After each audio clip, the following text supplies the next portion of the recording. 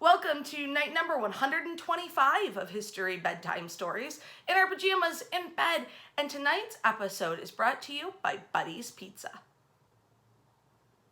Last night we were talking about the origin point of Detroit, the hub from which all of our roads radiate like spikes around Campus Martius in downtown Detroit.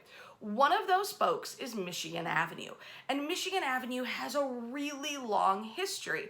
In fact, 6,000 years before Europeans ever arrived in Detroit, what today we call Michigan Avenue sort of existed.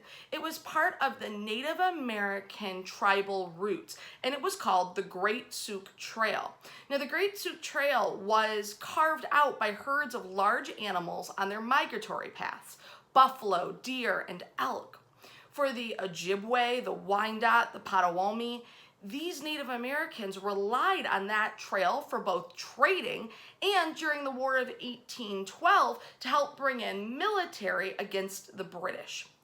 As the Great Sooke Trail sort of transforms following the War of 1812, Chief Justice of the Michigan Territory, Augustus B. Woodward, who's really been put in charge of rebuilding Detroit following the Great Fire of 1805, recognizes that this trail needs to be a much, much more stable concrete road. And I don't mean concrete in the building material, I mean concrete in its sturdiness, its infrastructure, its ability to be used regularly without hesitation or worry.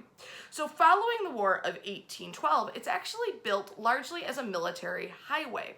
And its father, Gabriel Richard, Catholic priest of St. Anne's du Detroit Catholic Church here in Detroit, but Michigan's first U.S. House of Representatives elective, that says to Congress, look, we need the Chicago Road. Now, the Chicago Road was the name he was using to sell this idea of what today we know as Michigan Avenue, a road that runs from Detroit out to Chicago. It's direct. In fact, to this very day, if you get on Michigan Avenue in Campus Martius, you can take it all the way out until it turns into the Magnificent Mile in Chicago. Now, Father Gabriel Richard, as an elective representative to the U.S. Congress, gives a speech in 1825 where he says, it's going to be really minimal cost, huge reward. We've got to build this road. And he asked for a group of surveyors to come to Detroit and survey 263 miles connecting the two cities. This is done. It takes about 8 weeks.